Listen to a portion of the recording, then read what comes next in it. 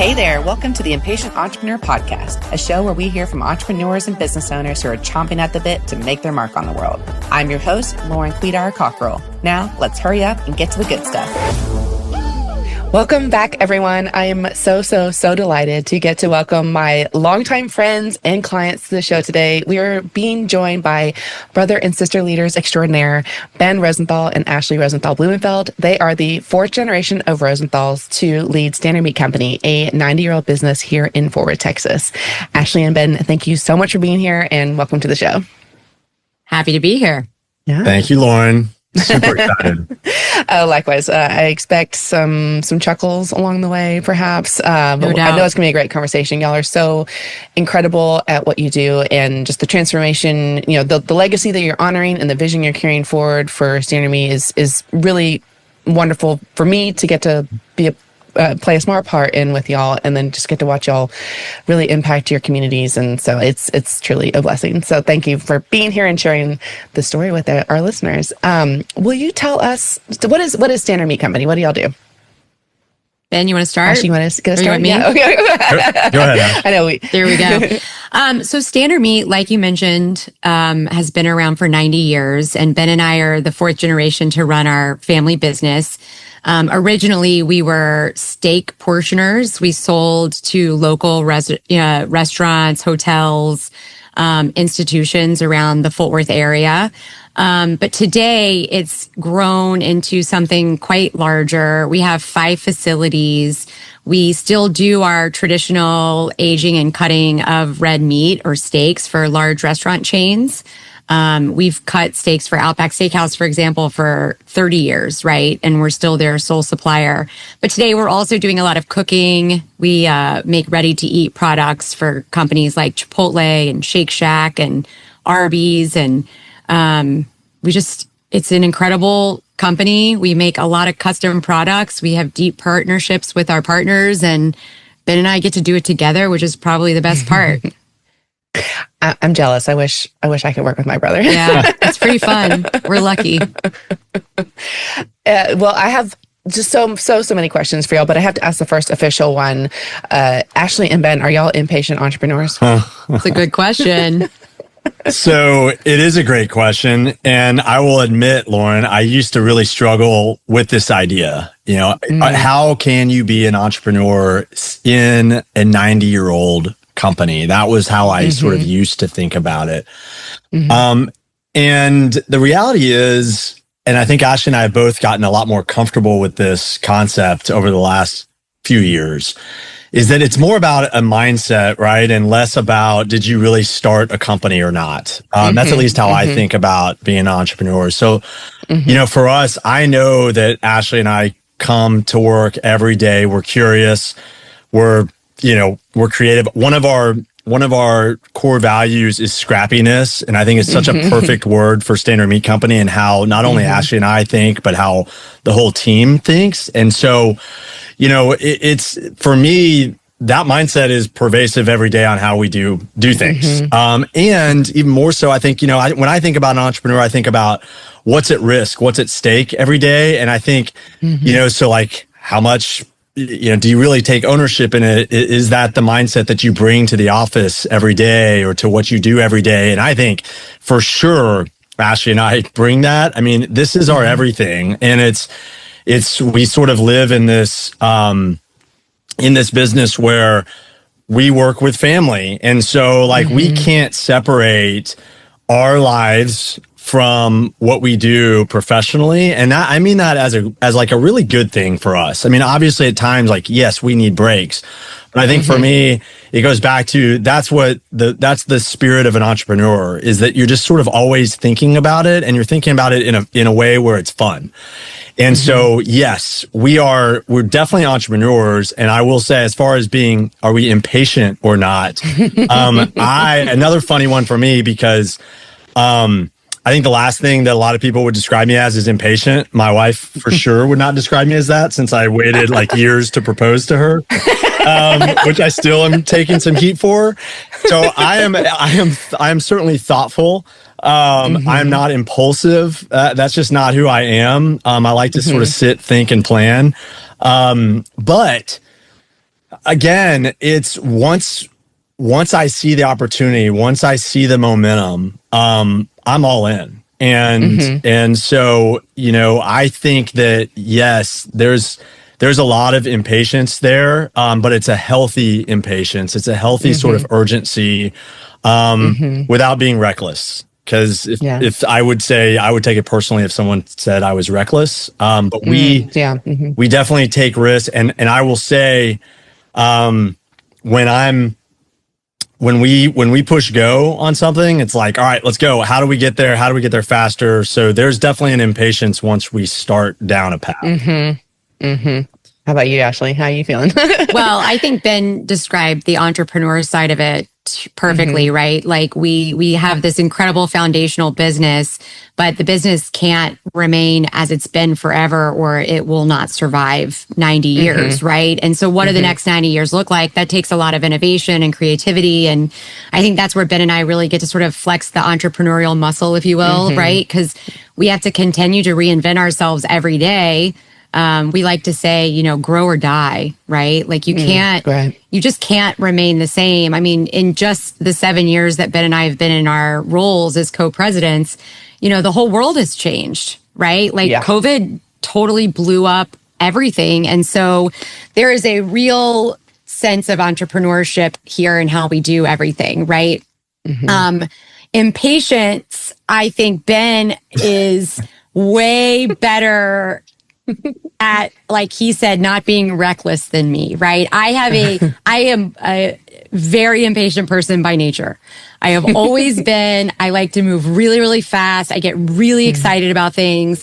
And so if you would have asked me 7 years ago, am I an impatient entrepreneur? I would say 100% I am, right? But I think that, one, from working really closely with Ben, and like we've said before, we're kind of like a yin and a yang situation where like, our strengths really complement each other. So it's like Ben said, he doesn't slow things down, but he's very thoughtful. And so he's taught me that like there's a real difference between, moving quickly and being impulsive. And so I think he's helped me be less impatient, because there's a lot of value in, asking good questions and really thinking through things before you make big decisions or spend big dollars. So I think by nature, yes, I am very much an impatient entrepreneur, but I'm a little bit in recovery. I don't know. It's a lifelong practice, isn't it?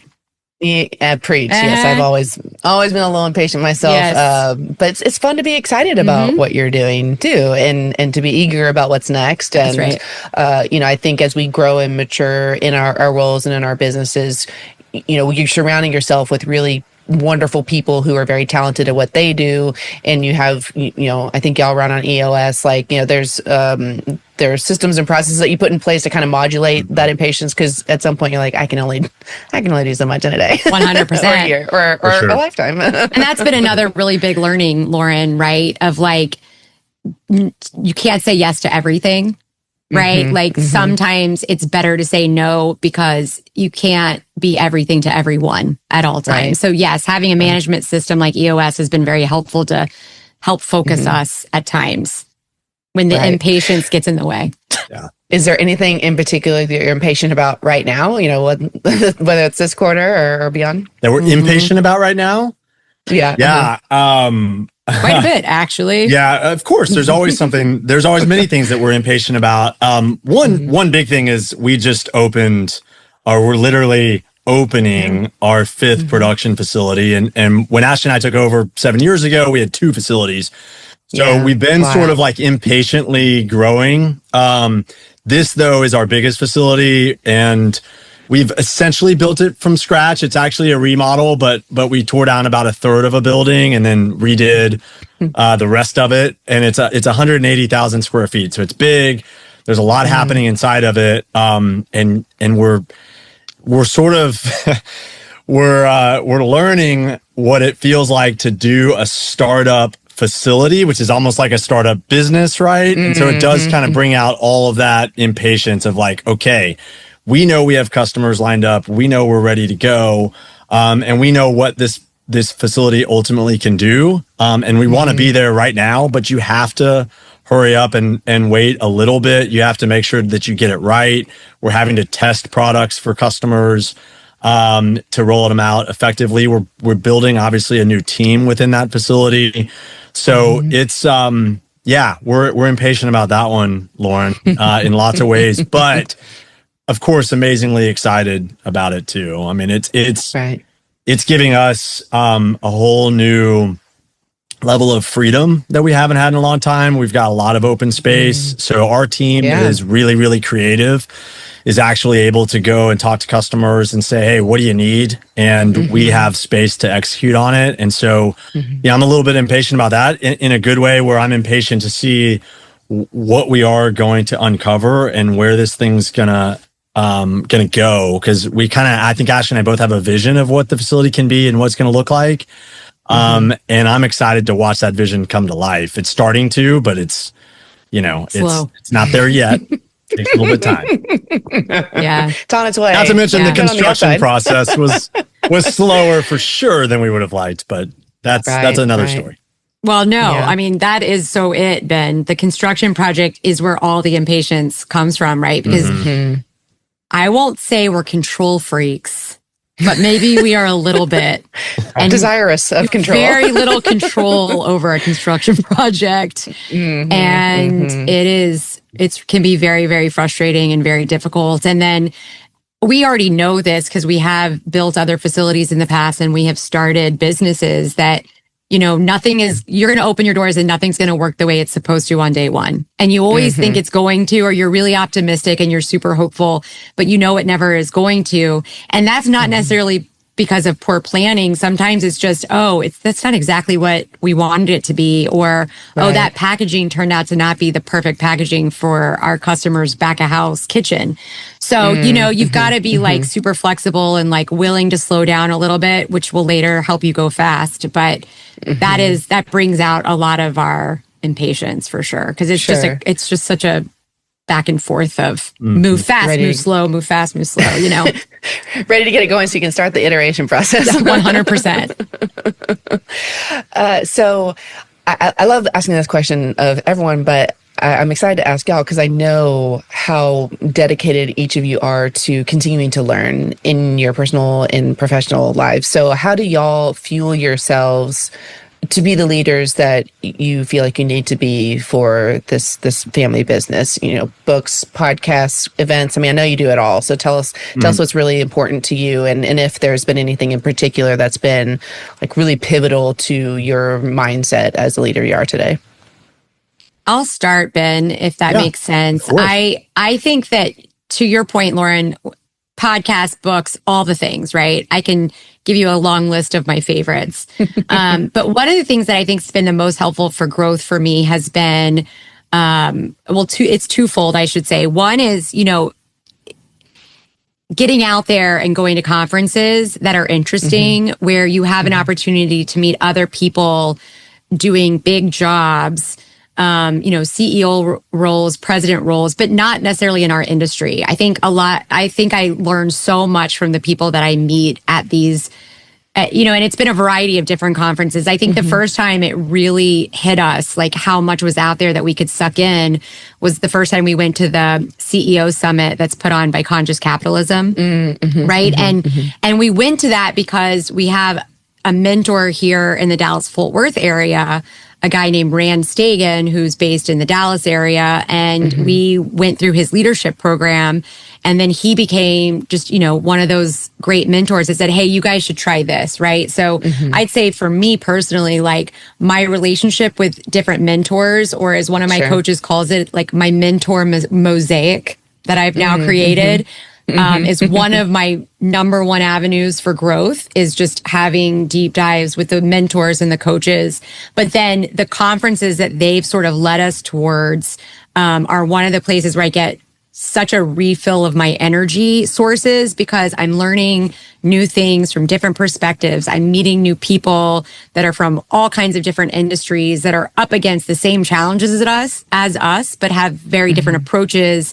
So, Ben and I feel like walk away from those things just feeling like revived and re-energized and excited to try new things. And also, it's really hard to know if you're doing your job well or not.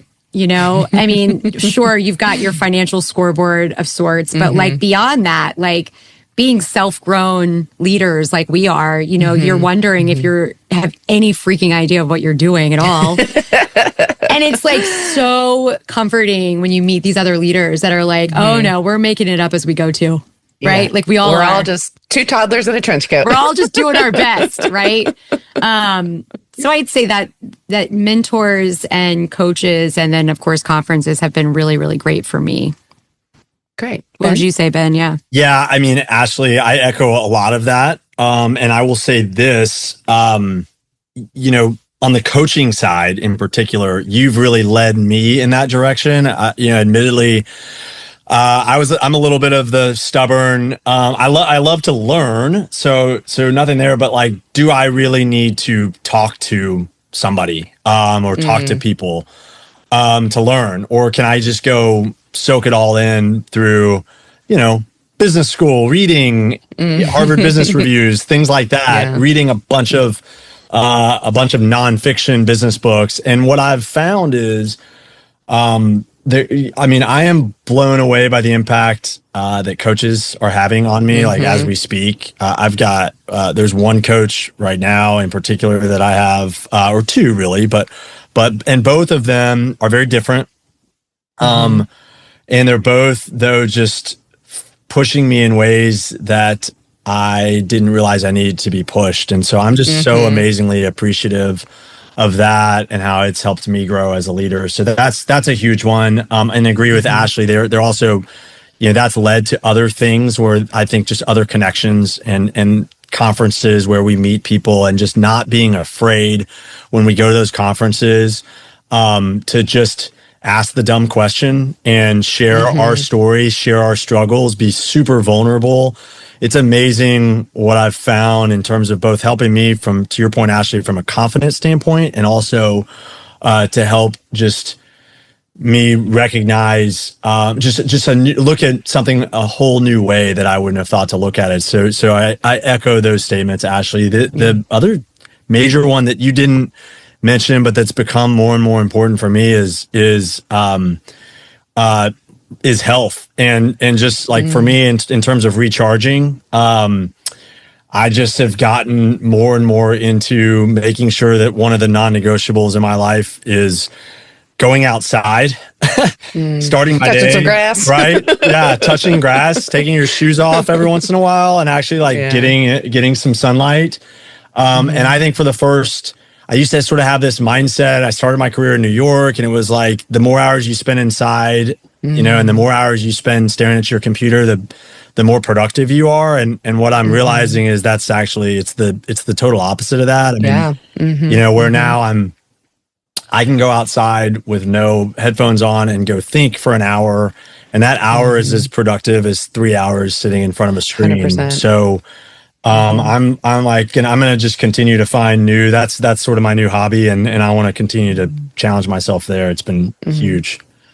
Well, I want to co-sign all of that, but on the coaching front, someone said to me this year, like, well, Tiger Woods has a coach. Yeah. I mean, all these like high performing 100%. athletes need coaches even when they're at the top of their game. So why wouldn't you need a coach? And I finally found one, and we got started. And I mean, I feel like in 3 hours, my brain chemistry changed. I was like, oh my gosh. Right?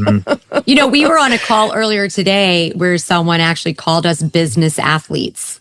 Right? Like we all are. And we have to keep building our muscles and train, right? Right. And then that, Ben, to your point about stepping away from the computer, there's absolutely a law of diminishing returns after a period of time. Like you cannot force creativity when you're totally drained, and being able to step aside and allow yourself to refresh and actually have that capacity, because otherwise there's just nothing left. So I'm glad they're not giving out awards. That's right. for grinding. Apparently they're not. Like you stop getting a report card when you leave school. It's really weird. I know, it's a shame because I really loved those reports. I love A+, Yeah, I'll send you on the mail. Thank you. Thank you. I'll take it. That's all we need. Amazing. Okay, so let's shift gears for a moment. What's something that's happened in your trajectory as leaders of Standard Meat where you're going along, everything's great, and then all of a sudden the rug gets pulled out from underneath y'all and you think, oh, shoot, well, friend, I don't know if we're going to make it. But ultimately it becomes one of the best things that could have happened. You know, puts you on the right path altogether. You discover penicillin, et cetera. What's that for y'all? Yeah, I'll lead, Ashli, if that's okay. And this one, so the answers sounds sort of cliche or overused or simple because COVID was a major challenge for us. But our journey through COVID was even a little bit unique. Like everyone's story, right, is unique through COVID. For Ashli and me, in January of 2019, we had bought out our partners. And that's when Ashli and I took over. So we took this big leap of faith and really convinced our family and bankers and our team that the right answer was for us to take the company back, if you will, to being effectively wholly family owned, and to Ashli and me being the leaders of the company. And so then 12 months roughly later to start to watch the world shut down when our the majority of our customer base was restaurant chains was I'll never forget the weekend. I remember it was the weekend watching as the NBA shut down was sort of like my first, oh my gosh, okay, they're canceling games. That's a little funky. And then our biggest customer, restaurant chain, on Friday said, yeah, we're going to shut down about 25% of your restaurants. On Saturday, that number grew from 25% to 50%. And by Sunday, they said, we're closing all of our restaurants indefinitely. We don't know how long this is going to last. Don't cut another pound of product for us on Monday.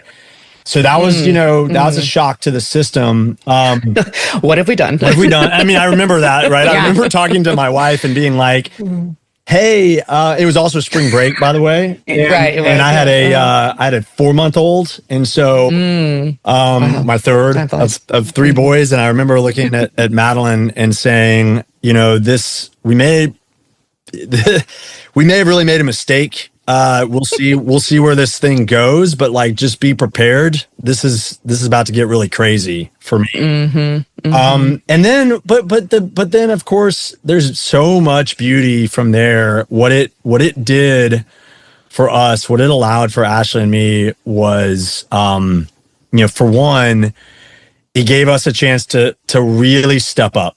Right. We didn't have a choice but to step up and lead. And I think it brought us together, Ashli and me personally, and then also us with our team. Yeah. And in ways that, I sort of think of it as it was just such an accelerator. It was this acceleration of us as a leadership team, an acceleration of growth, an acceleration of so many things. Like we got so close to our customers. And we, I just use a couple of examples, Lauren, of things that we did that I think are worth mentioning. One is we made the decision immediately not to lay anybody off. And we knew that was going to be expensive. A lot of our competitors did not do that. But we just said, hey, let's call all of our customers and let's figure out, is there anything we can do for them to keep our people going? And one great example was we talked to HelloFresh, which is they're a big meal kit company, and their business was doing the total opposite of the restaurants, and it was taking off, and they didn't know how they were going to keep up. And so we converted one of our facilities into a kitting facility where we were building boxes for them. And we're very proud to say that we ended up, HelloFresh called us one day and said, you guys are actually more efficient than one of our operations. So keep it up. We're scrappy. Yeah, we're scrappy. And so, it was so cool. It brought us so close to them. And obviously, I just remember, and I loved it. And Ashli and I worked the line, with the team too. It was just, and it was. They didn't like that. We slowed them down. Yeah, we were the worst. So we didn't last very long. Please leave. Yeah, they're like, get out of here. Right. But I mean, it was just such a test of who we are, what we're made of. And when I say we, I mean the collective we, like not just Ashli and me, but just us as a company. And also just it proved our model, if you will, of this, of the family business, and just our ability to make decisions really quickly. And I think the advantage of not being a mega company, or, I don't want to say not being a public company, because I think public companies can move, and a lot of them did move very quickly during that crisis too. But I know for us, we really had to lead with our gut, and we could make decisions and do things. And we took market share with customers that, again, it was this acceleration that I don't think we would have had without that tough time. And so, not to mention it bringing us, all the benefits that a lot of us still talk about, of bringing our families closer together. And there were so many silver linings to that experience. So I can't answer that question without immediately thinking of COVID. Obviously there's other experiences too, but it was a huge one for us. Ashli, anything to add there? I mean, I watched y'all, like, you really took care of your team. Not only did you not lay them off, but it wasn't like you threw them to the wolves either. I mean, y'all really take care of your people. Yeah, it was super impactful. But it's funny, Lauren, when you were asking us this question a moment ago, you were like, did you do something weird and like discover penicillin or something? Right.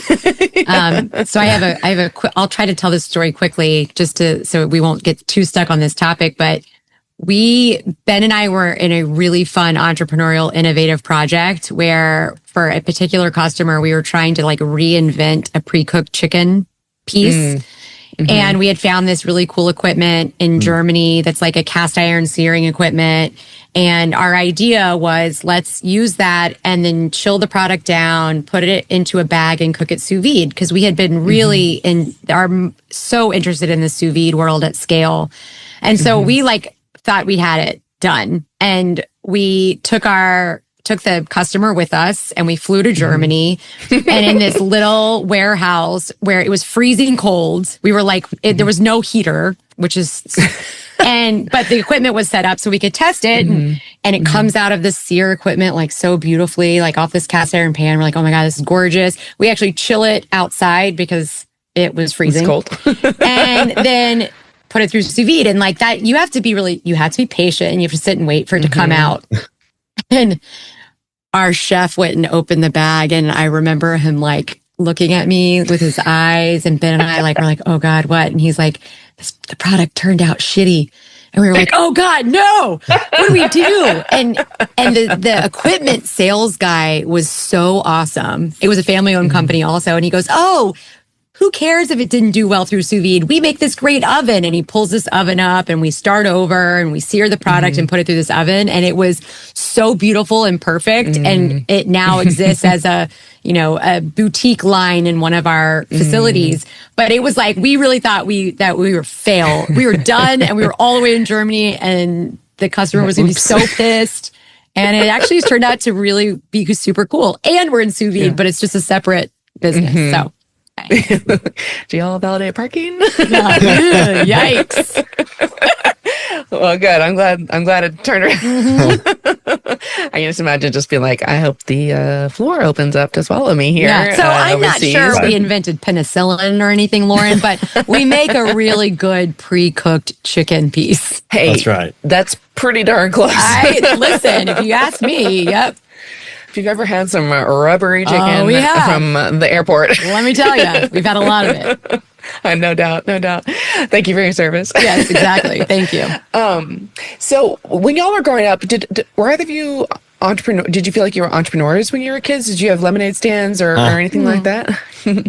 Certainly never thought I was, but yeah, we did all kinds of stuff around our house. We produced a lot of family movies.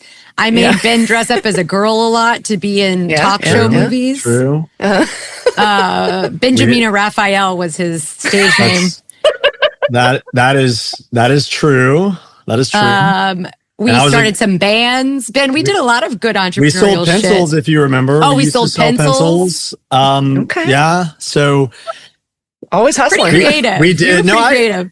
I think Lauren, that's a great question. As you know, we're a fourth generation business. So we were blessed. I will say this. We were blessed with our dad loved talking business. I mean, just like our poor children. I mean, in our two families, Ashli and I, like, people laugh because we're brother and sister and we work together. And guess what? We also travel together a lot. Like, we spend like by choice, our summer trips. And so our poor kids get to listen to us talk business a lot. But when I reflect back on thinking about, our relationship, listening to our dad and watching our dad, I think part of what drove us into this entrepreneurial spirit was watching and listening to him. And dad was really good about, he would have customers and suppliers and just important people in the business stay at the house with us, which at the time I was like, ugh. Really? I've got to like dinner with that guy? I have to put shorts on and like the whole bit. And but we sort of learned how to just be a fly on the wall, around this. And our dad is definitely an entrepreneur. Like he loves passionate, starting things, loves a good project. So we just sort of like soaked it up. And the other thing we got to do as kids was there was always product around. Our dad had a pepperoni line at one point as an example. And so like we had these giant pepperoni sticks in our fridge and in our freezer, and we were always tasting it. And we were always like, Ashli and I think we're both really proud of it. And we have a little sister also, Maddie, who's a doctor. She's the wise one that stayed away from a family business.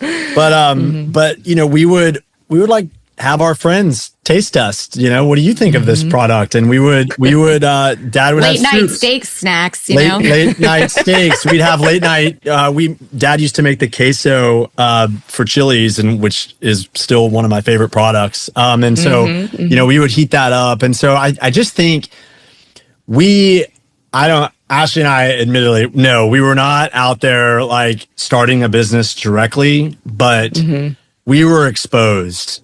It's like, it's like, maybe this will come out terrible, Lauren, but I guess if you were exposed to, they used to call marijuana the gateway drug, right? And you smoke marijuana and then you're going to do all this other stuff.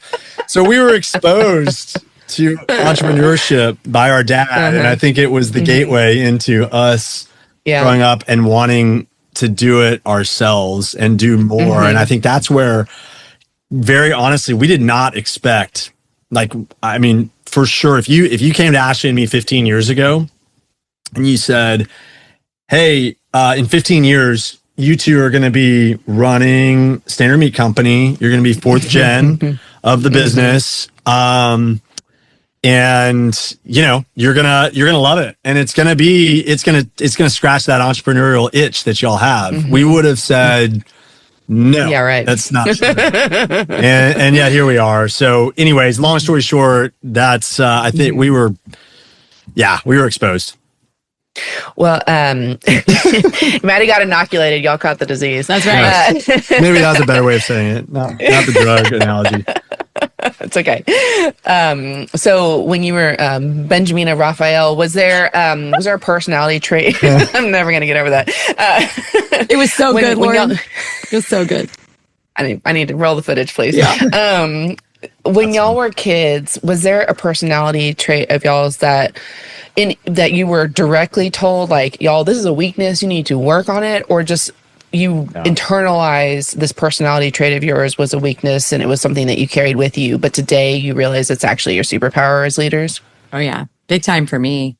Go ahead, Ash. I'll follow you. Yeah, I think that I think some of this is generational to some degree, right? But like, I'm a very high energy, very emotional, talkative person. Right. And, I think that our parents, are always out there trying to protect us from ourselves to some degree as we're young and getting, and we're out there in the world. And anytime that emotion would get big, I was told very quickly, like, stop crying, get it together, be whatever. Or, it was always kind of a joke, like, oh, my mom would say to people, my mother-in-law talks so much that people laugh and say the seasons change. And then people say I talk more than she does, but oh, Ashli, you'll never believe she talks more than me. And I always was like, oh my God, that's so terrible. I'm an over talker.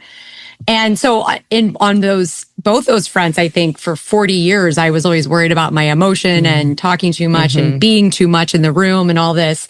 And then really in the last few years, I've realized that is, can be a superpower because it has helped me.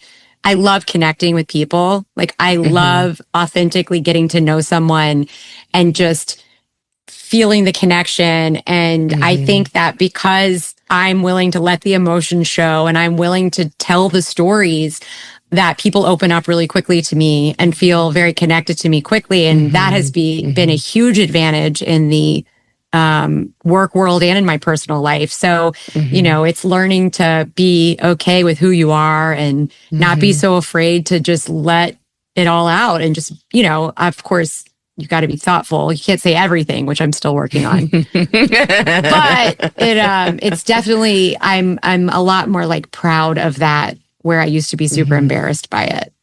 Yeah. I think I've cried more in front of my team in the last calendar year than I have in a professional setting in my 22 years of working.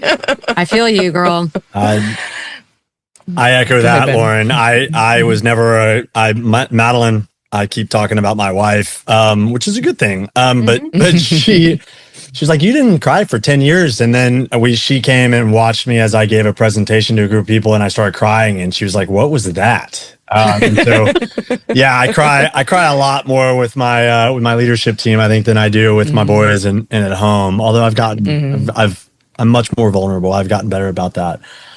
So it's funny. I will jump off of Ashley's statements and say that. So I was born in between two girls, or I grew up in between two girls, and both of which, as Ashli just talked about herself, but Maddie, our little sister being the third, Maddie was always vying for attention. So both of my sisters were dubbed as loud. No offense, Ashli, right? Like none taken. It was very clear. Yeah. And I'm sitting there right in between them. And so what it ended up creating in me, I would say, is I was perceived, I was much more reserved and perceived as shy. And I even remember my mom has told me, and I remember some of this, that like when I was in kindergarten, we would go to parties. She would take me to a roller skating party and I would want to stay like locked up with my mom the entire time, which drove her crazy. And yet, I just didn't, I was just shy. That was who I was. And I wasn't there to talk for you, Yeah, exactly. I had plenty of people around me to talk for me. But I grew out. Look, I grew out of a lot of that shyness for sure. But it did. What it created in me, even at a young age, was like I really like to watch. I really like to observe. I like to listen. And when, for me, Ashli, you talked about how you had sort of a moment when you realized, oh, it's not such a bad thing. I mean, I do remember when I was at camp growing up, and one of my counselors wrote to my parents, and my parents shared it with me, that he described me as a quiet leader. And I sort of started to say, maybe being quiet is not such a bad thing. You can be a leader and you can actually observe at the same time. And I think it has evolved into a real strength, a superpower for me, where I think I can. I like to watch and see, and therefore I think I hear things at times that others don't hear. And then I can use that to connect with people or lead us in a direction that I think is hopefully, an appropriate direction. So, and I'll admit, like anything, like Ashli, you talked about how still at times maybe you challenge yourself. Am I being too loud? And I think for me, my conscious now steps in at times and says, you need to be more vocal and louder. And so, it's been, I think that's what I love so much. That's part of where coaching is so helpful, going back to your first question, Lauren. And that's also where I think Ashli and I having each other and our personalities our tendencies and personalities being different makes us such a great team. It pushes us into zones that are not natural for us, but I think it makes us much stronger. Well, and to have someone you can lean on, it is so lonely at the top. Yeah. Whether it's a large organization like yours or a tiny one like mine, being able to have someone who understands what you're going through, to divide your sorrows and multiply your joys, and like truly understand the role. I mean, it's hard to have someone that you can have that with. It's not. I'd say it's probably more common than not to have an unhealthy partnership. Yeah, true. So y'all are so lucky. But it's by design and intention. You work really hard at it too. So right. just kudos to y'all for all that you do to honor each other and support each other. We're not here to talk about all the warts and all, but I'm sure you go through them. But I see y'all, and I just I think it's really amazing what y'all get to do together. Yeah, so I feel the same way. So as we get close to wrapping up here, what's a piece of advice you can give our listeners to make their lives and businesses stronger and better today? Yeah. Or do you want? Go ahead, Ben. Thank you, Ashli. See, Lauren. See, that's we're making progress. We were both making great First progress. order, I spoke up, and first Ashli order is a real thing, guys. It makes a real impact. That's right. Daughters. Yep. My statement is very simple, and it's this: it's to have a people first mentality. Our dad. And Ashli and I repeat this a lot, but our dad's line is, "It's all about the people." And, he says that in a way that only Billy Rosenthal can say it, with a nice Texas twang to it. It's obviously a very simple line, but it's so true. If you lead a company with that mindset of taking care of the people around you, your team, your customers, your suppliers, if that's the mindset, everything else will follow, is how we view business every day. So the financial side will follow, the EBITDA, which is like back to our report card, right? We love EBITDA as a report card. Well, it will follow. The customers will come and want to continue to show up. And when you do that versus the other way around, when you're super focused on, I have to hit this EBITDA, I have to land this customer, I have to do X, Y, Z. Obviously, we believe in goal setting. I mean, you have to do all of those things. Sure. But when you flip your mindset to focus on what's, in our opinion, most important, the people side first, and then focus on the other side, it's such a better formula than when you are just focused on the numbers. Right. And so, and I want to say this too. Our great grandfather, I don't know anything about him. I never met him, obviously. Unfortunately, he didn't live quite long enough. What lives on from him is obviously this company, but his memory is that he was a sweet man. That's what I know about him. I know that he started the business. We know a little bit, like Ashli talked about. I mean, we were selling to restaurants, etc. But like, no one really cares anymore 90 years later, right? But I love hearing that he was a sweet man, and I that's a good reminder that I use for myself of what do I want to be remembered for. And at the end of the day, I want to be remembered for like Maya Angelou. I want to be remembered for how I made people feel. Right. And I think that's what lives on. That's what's most important. And that's really what Ashli and I want for Standard Meat. And that's what we want for ourselves. And it all, again, comes from that mindset of just starting from the right place. It's beautiful. Thank you. Ashli? For me, I think, Ben, what you said was super important, right? So just totally agree with you on the people piece. And then kind of in the same vein to some degree is, I think you really have to work hard to understand your why. I think both from a personal perspective as well as a professional one. And, I think once you can really identify with what your purpose is and, how to, just how important meaning is in all of our lives, I think that, that it just charges you up every day, right? It's what gets you out of bed. And so for us, coming into Standard Meat that's been around for so long and wanting to grow it quickly, we found it really important to come up with like a real purpose statement early on. And so at Standard Meat, our purpose is to inspire the connections and breakthroughs that ultimately feed life. And it's interesting how that purpose is also so aligned with my actual personal life, right? Like there's nothing quite like coming together with people and connecting with them and getting to know them and then getting creative and innovative together. And, that energy leads to these amazing breakthroughs of all different sorts. And that stuff, that work feeds your soul, right? And it's true in my personal life as well. And I think that, having that purpose is such an amazing guidepost just in everyday decision making. And then also in like, when you sit there and you're like, what do I want for my life in 10 years, right? Like there's just something about knowing your why. Like I remember it might've been about 5 years ago, Ben, Ben and I try at the beginning of each calendar year to sort of pick something to hold on to for the year, like some theme. And 5 years ago, we had seen Simon Sinek's TED Talk on the why, right? Like understanding your why. And it was super impactful on us. And that's before we had defined our purpose statement.